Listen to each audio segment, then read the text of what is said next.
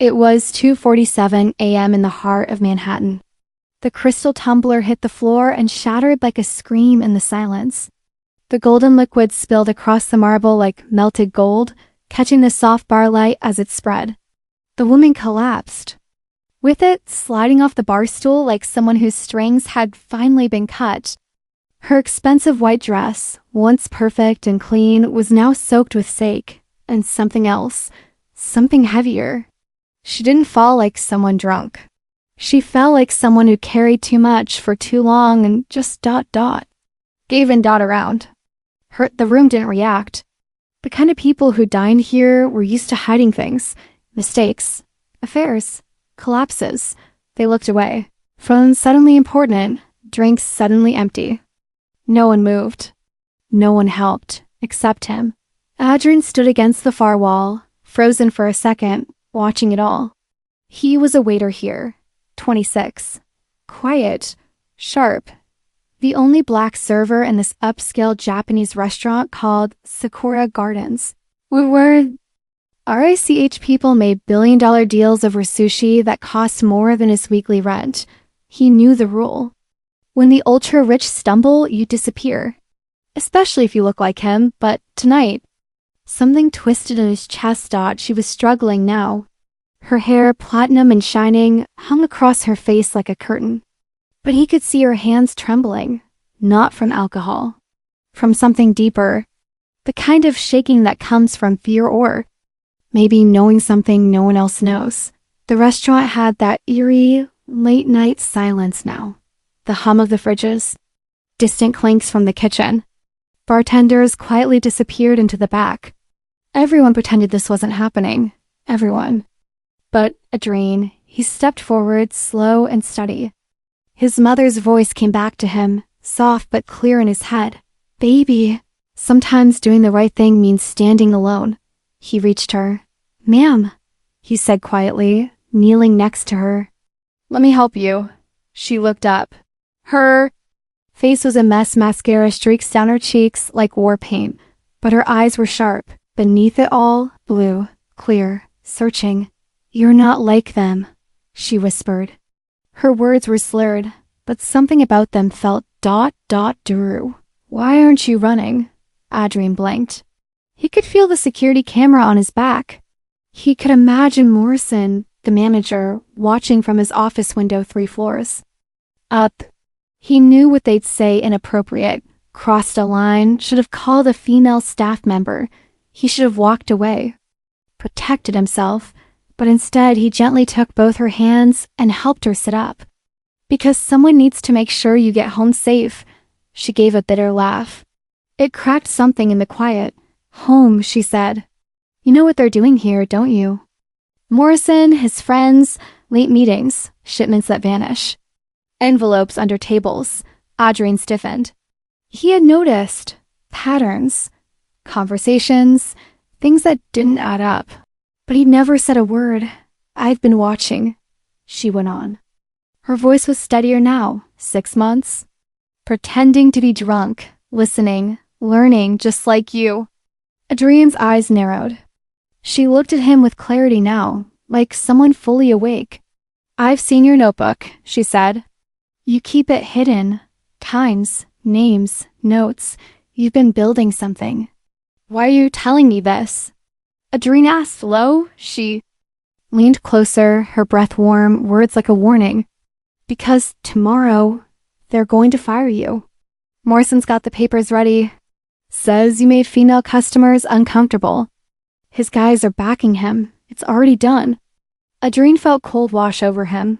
3 years. No mistakes. No warnings. Just ... The Uber arrived outside. Adrien helped her to the door, gently holding her steady under the restaurant's glowing. Sun. Rain had started cold and sudden. Just like October in New York. She pulled something from her bag and pressed it into his hand. A business card, heavy and expensive. There was an address on the back, written in smooth ink. Tomorrow, 8 p.m. come alone. She stepped into the car but turned before the door closed. They think we're weak, she said. Because they need us to be. Then she was gone. Adrien stood in the rain, the card in his hand, the weight of everything settling on his chest. Inside, he could see Morrison starting to come down from his office, that fake smile already forming. Adrien didn't move. He just tucked the card into his pocket, turned, and walked back inside. He still had a shift to finish. If they were going to try to break him tomorrow, he'd make them work for it. The rain had already soaked through Adrien's uniform by the time he made it to the subway. The card she'd given him felt heavy in his pocket, like it was made of something more than paper. Every few seconds, he reached down just to touch it, as if to check it was still real. Back at his apartment in Brooklyn, the hallway light flickered overhead as he walked past his sleeping roommates. He didn't turn on the main lights. He didn't eat. He didn't shower. He sat at the edge of his bed, shoes still on, and pulled out the small notebook from his locker bag. 3 years of scribbles, filled its pages. Dates, times, names, license plates. Notes on deliveries that didn't match inventory. Customers who came through the back door. Late-night meetings that never showed up on the calendar. And quiet firings. Always the people who looked like him. Quiet, clean terminations paperwork. Tight, reasons vague. He hadn't even meant to start it, not at first. It began as survival. If something ever happened, he wanted proof, a record, something to tell his side. Over time, it became a habit. A second job? Now it was the only thing. That made sense. His phone lit up beside him. A voicemail. It was his mom. Baby, it's Mom. Just wanted to hear your voice. Then having those dreams again, you know, the ones where you're flying. Call me when you get this. Love you. He hit redial immediately. She answered before the second rang. There's my baby. You sound tired. Long night? He hesitated, then said, yeah, long night. His voice was low, uncertain. Mom, ... What do you do when you know something bad's coming, but fighting it might make it worse? There was a long pause on the other end. Not silence, just wait, the weight of years. Then she said, you remember what I told you about the Douglas building? How Mr. Thompson tried to get me fired because I wouldn't let him corner me in the supply closet. Adrien closed his eyes. Yeah, I had 3 kids to feed, no savings, no backup plan. But I knew if I let him win, he'd do it to the next woman and the next. Sometimes, baby, the fight chooses you. The question is, are you going to fight smart or fight scared? He didn't speak for a long time. Thanks, Mom, he said finally. I needed that.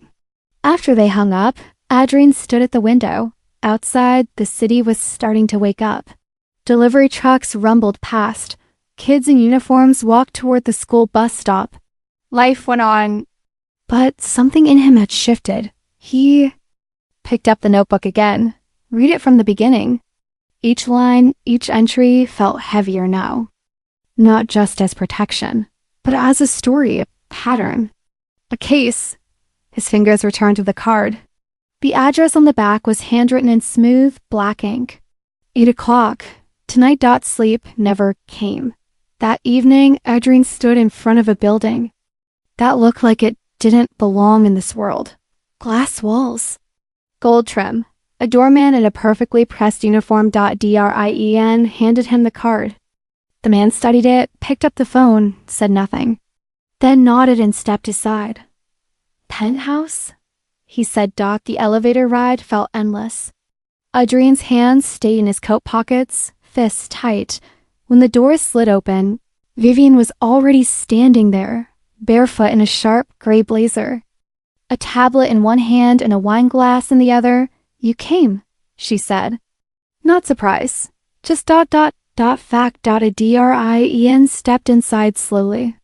The apartment stretched like a museum, glass walls showing the entire city. Floors so clean they reflected. The ceiling lights.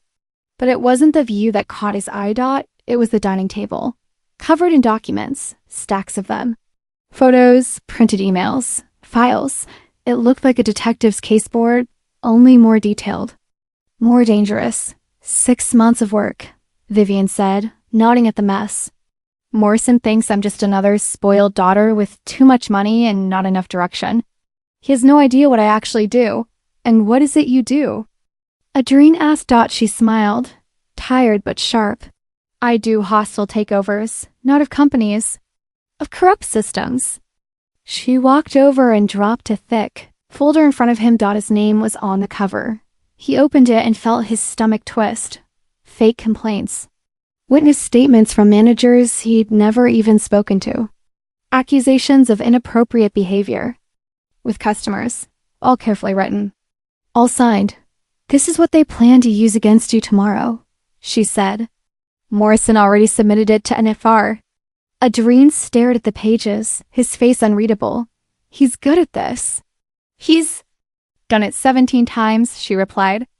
Always to people who look like you. Adrien didn't answer right away. He set the folder down.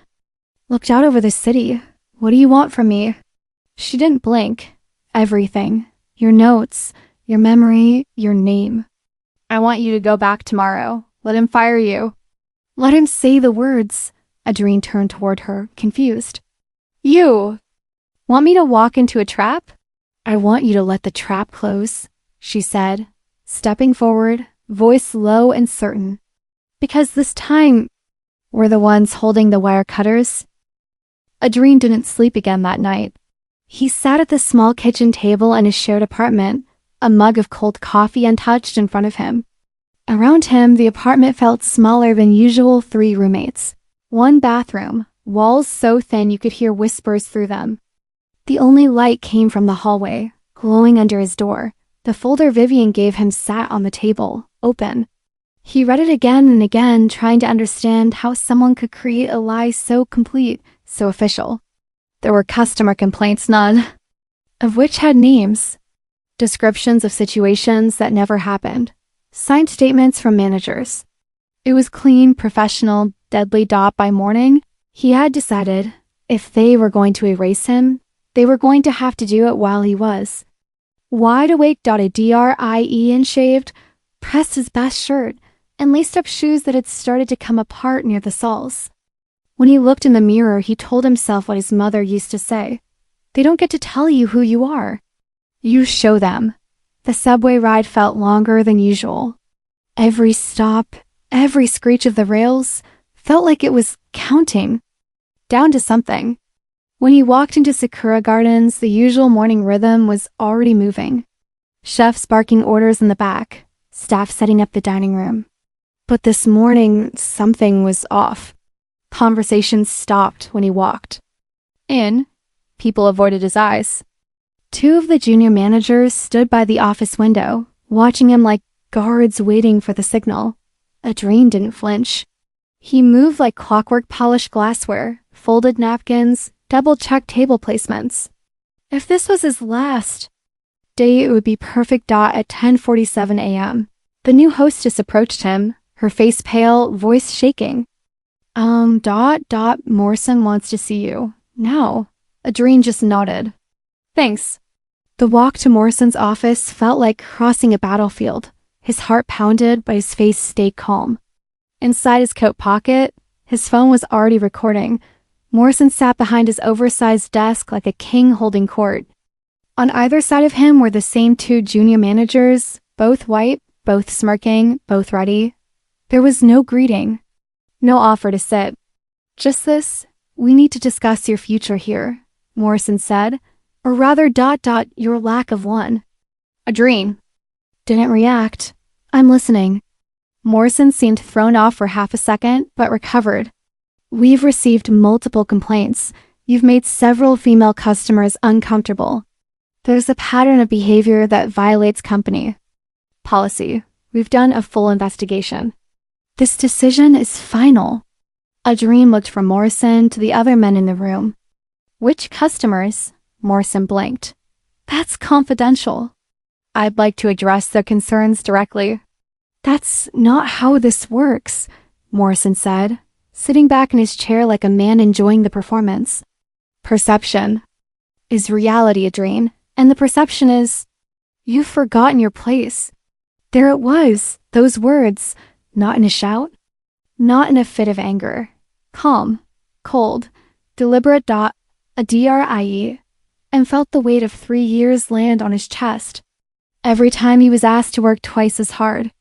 Every shift where he was told to smile no matter what. Every joke he had to swallow.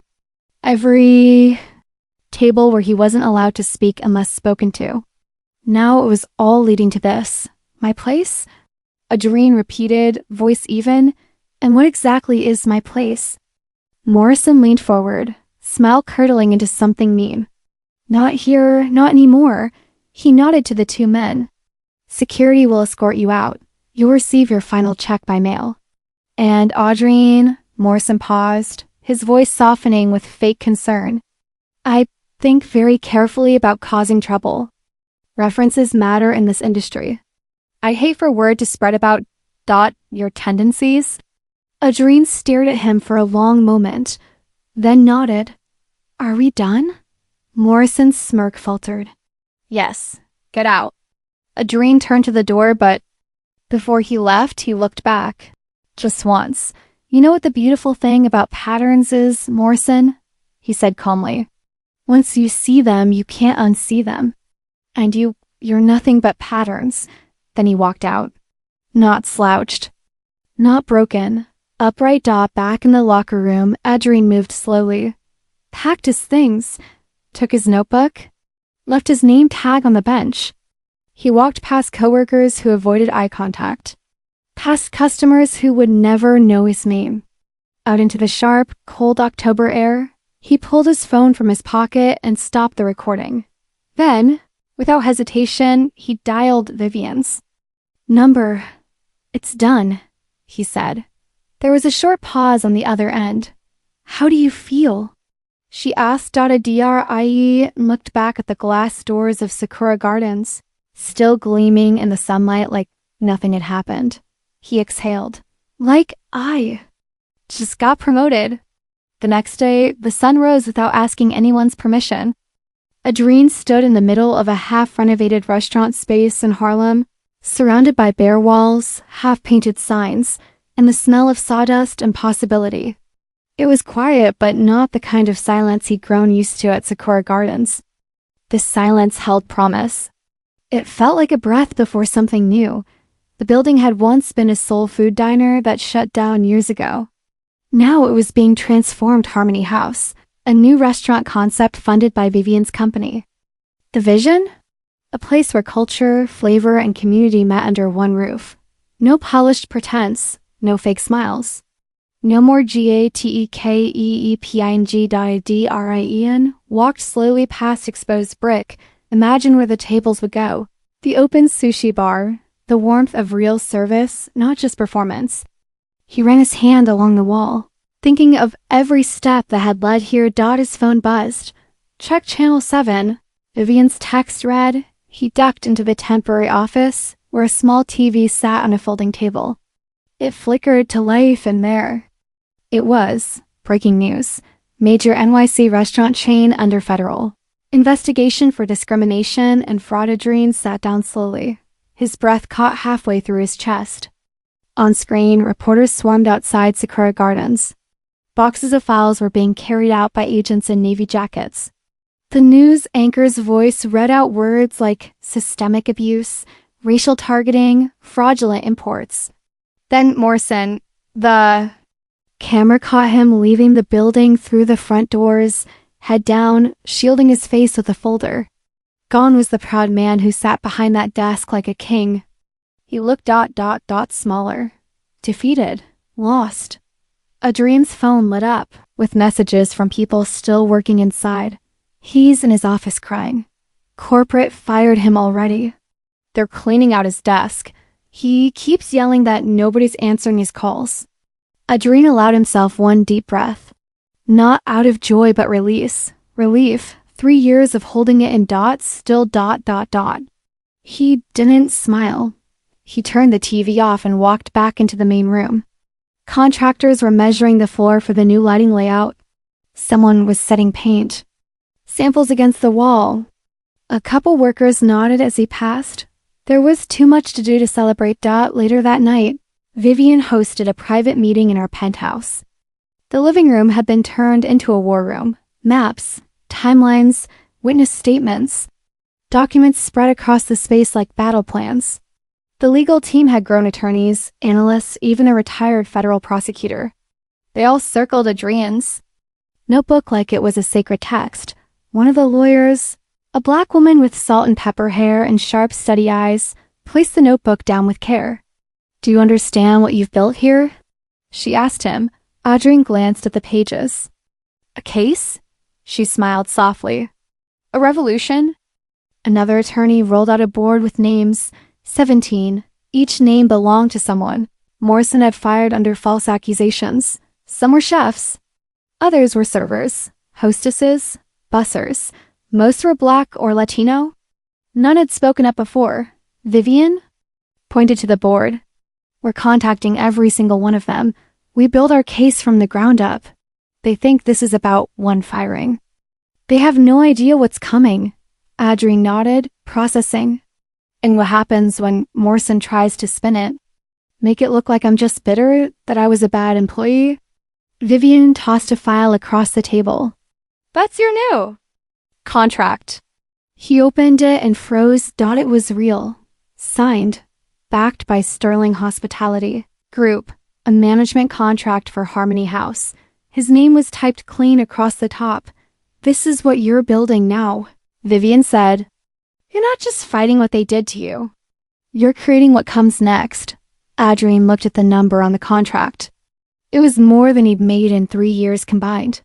But it wasn't about that dot, it was about control, ownership, purpose. He stood at the window and looked out at Manhattan, lit up like a living thing. Somewhere down there, Morrison was probably still trying to make calls. Still hoping someone would answer. Still hoping his old tricks would save him. A dream. Turned away. "We're going to need more chairs," he said softly. Vivian raised an eyebrow. "For what?" "For the people who are going to want to sit at our table when this is done," he replied. "Over the next few weeks." Adrian became someone he didn't recognize, and yet someone he always had the potential to be. Organizer, builder, witness, leader. Using Vivian's resources, he reached out to former employees who had been pushed out by Morrison. One by one, they called back. A single mom who was fired for attitude after asking for a schedule change to care for her son. A young chef demoted for insubordination after questioning why certain deliveries skipped inventory. A brilliant sommelier let go for being too familiar with female customers because they liked his charm. Each story added weight to the case. Each voice helped pull back the curtain. Morrison, meanwhile, celebrated quietly. Adrian heard from a friend still on staff he'd thrown a private party at his condo. Toasted himself with champagne. Joked about taking out the trash. Adrian didn't react. He let it happen. Let him feel safe, he told Vivian. Let him think he won. Vivian just smiled.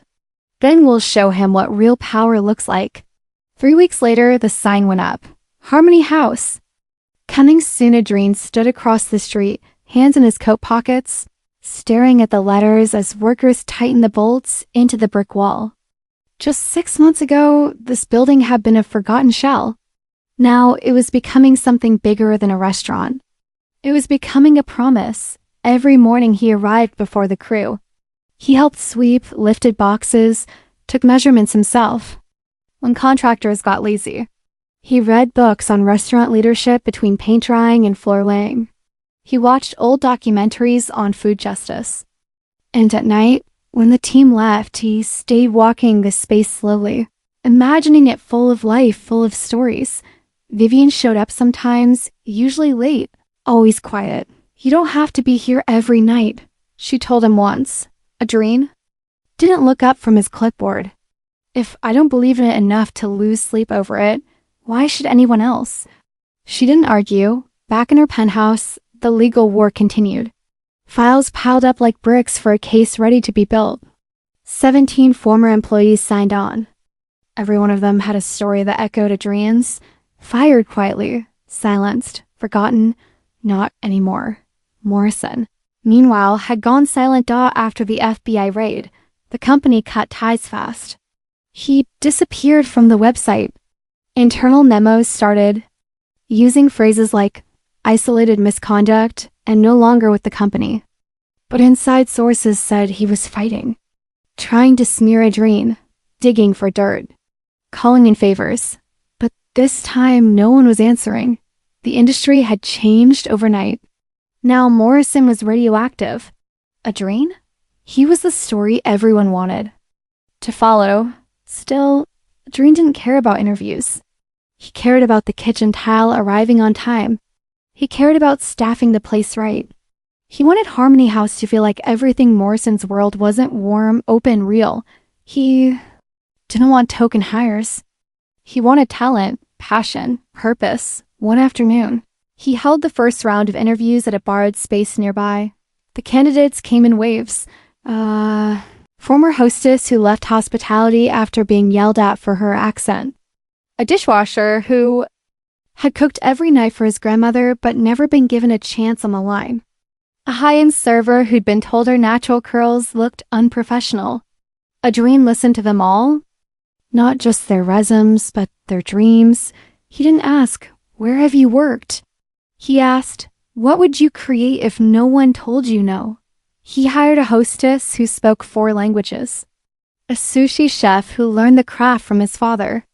In Tokyo, but had been relegated to back prep in the USA dishwasher turned line cook, who had never been trusted with a knife until now. Adrien gave him one with his name engraved.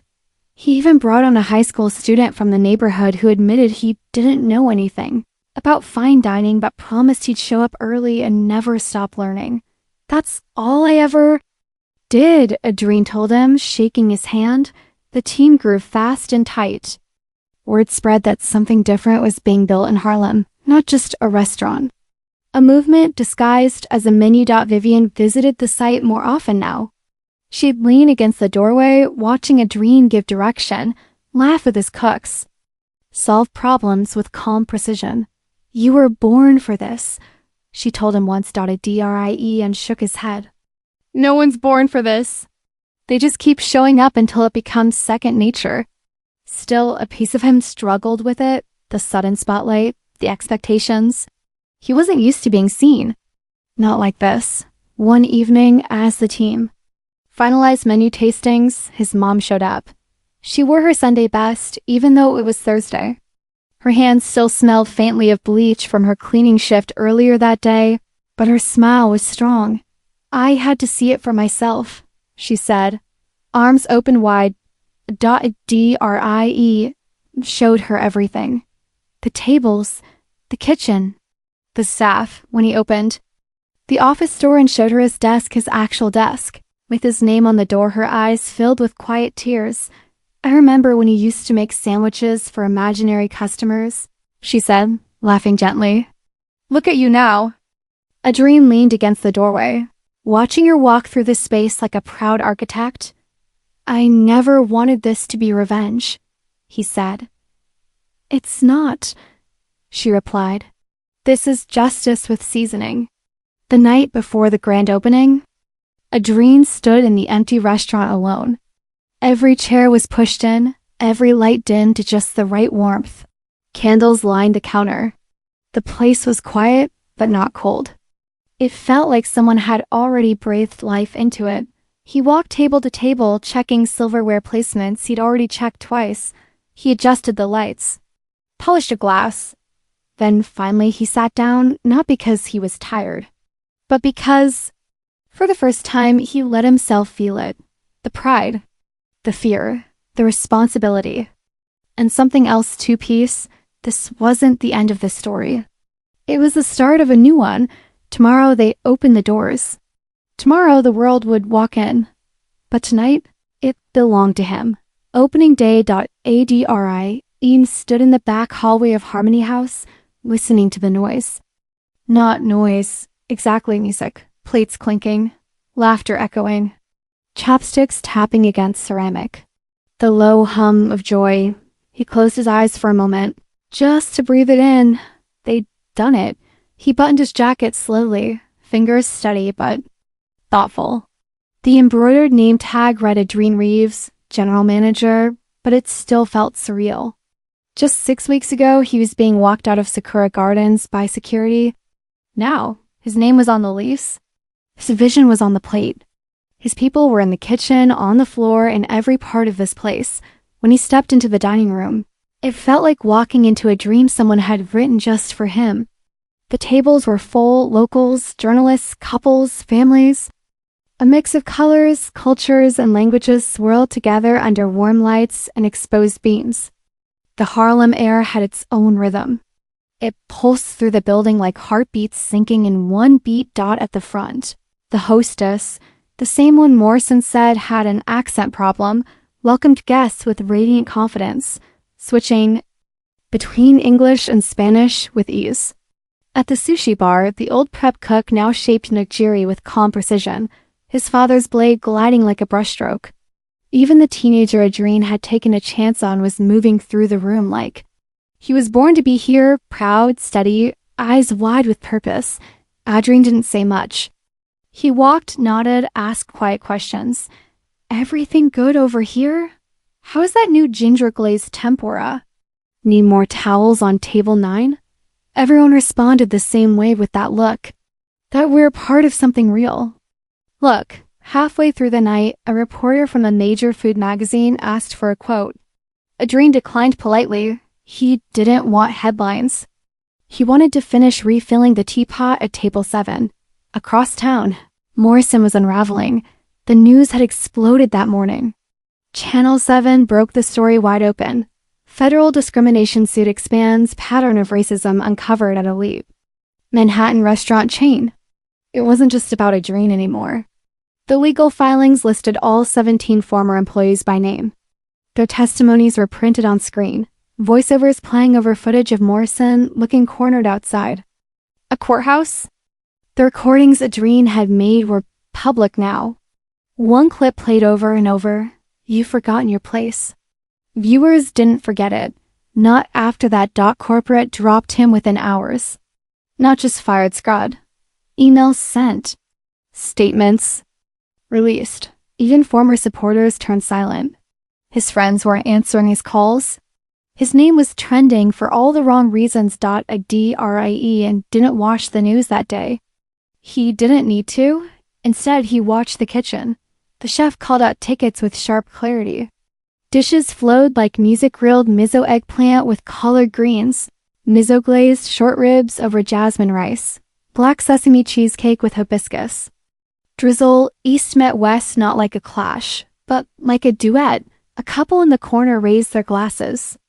An elderly man laughed so hard at a joke his water nearly spilled. A young black girl looked through the open kitchen window and whispered, "Mom, look!" He's the boss. Adrien smiled without meaning to. Later that night, Vivian dropped by. She didn't come in loud or flashy. Just a soft blazer, hair tied back, eyes scanning the place like a quiet general returning to base. He met her at the host stand. "You did it," she said simply. "No," Adrien said. "We did it." She smiled at that, but said nothing more. They stood in silence for a moment, watching the staff work, the guests eat, the restaurant breathe. "Channel 7 called me twice," she finally said. "They want you on camera," want a quote, an opinion. Adrien shook his head. "I'm not interested in sound bites." "I'm building something," she nodded. They don't know that silence can speak louder. Adrien turned toward the dining room, letting his eyes rest on his team. The woman who once scrubbed tables, now running the floor with elegance. The dishwasher plating desserts with pride. The line cook who used to whisper, now calling. Orders with full voice. "This," he said, almost to himself. "This is the real headline." Vivian sipped her tea. Let them print what they want. Meanwhile, we plant seeds. A week later, Adrien stood at Columbia University's hospitality program, facing a lecture hall packed with students. He hadn't planned to say yes. Public speaking wasn't his thing.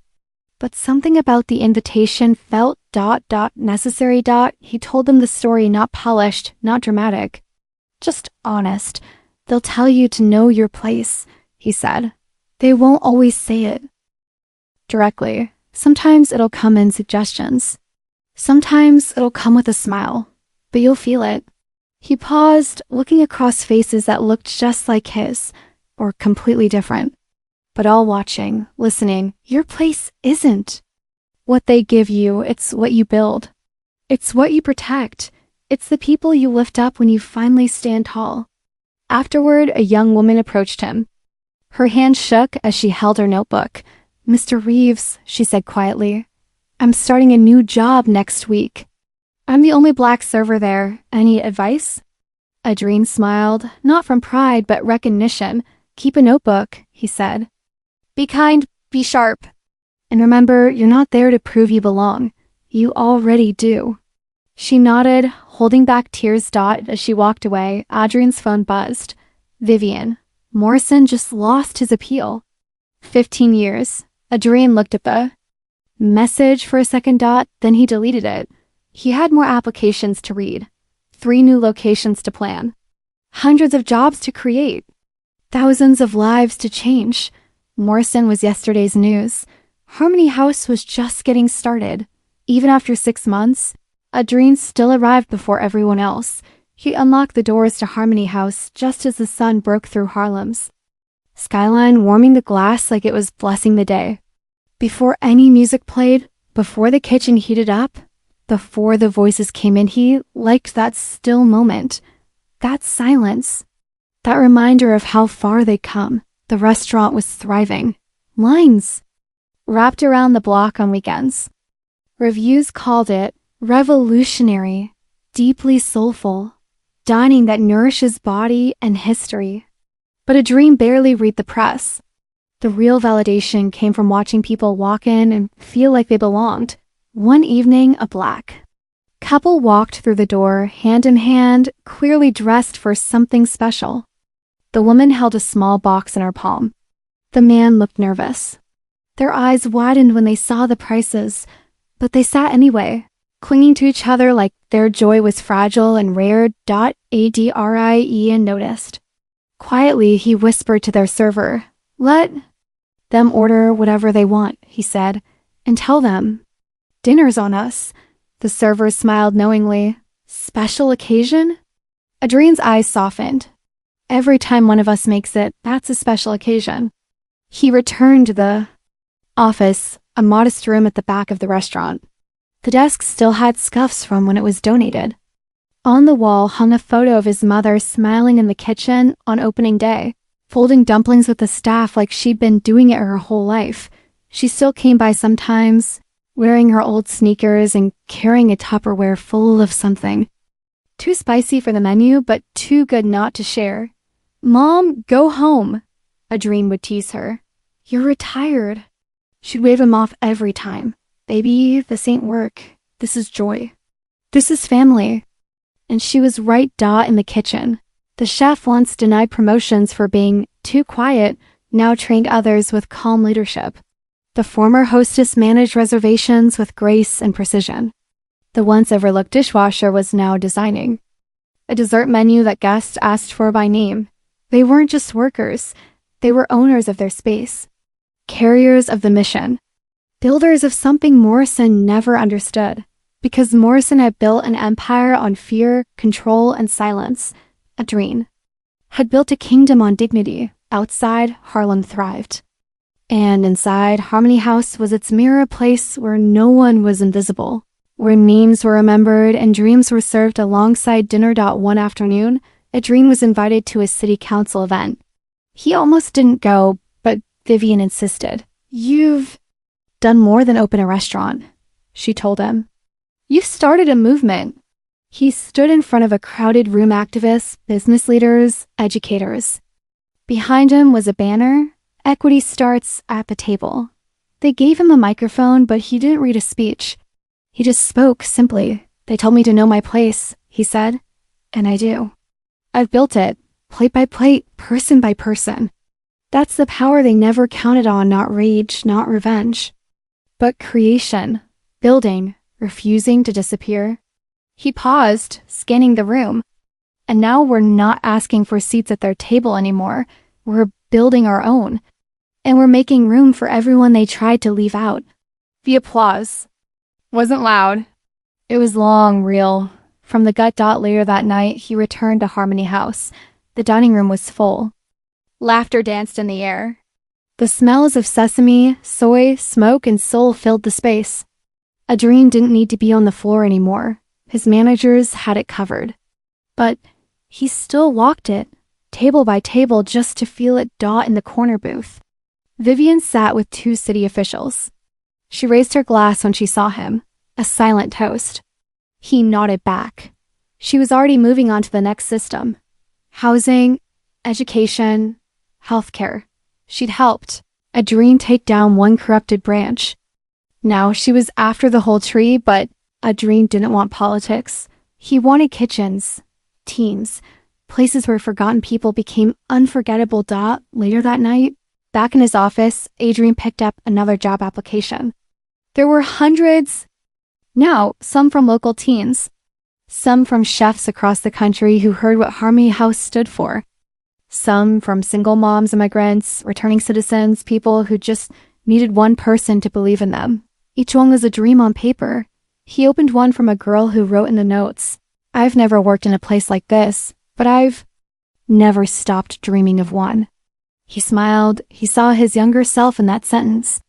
Back when he stood in a locker room, with a notebook full of warnings in a world that didn't think he belonged. That world was still out there, but inside these walls, it was different. Adrien leaned back in his chair, exhaled slowly, and whispered to himself, "This is what winning looks like. Not in headlines, not in courtroom victories, but in creating something so strong, so beautiful, so deeply right that the systems built to erase him became powerless."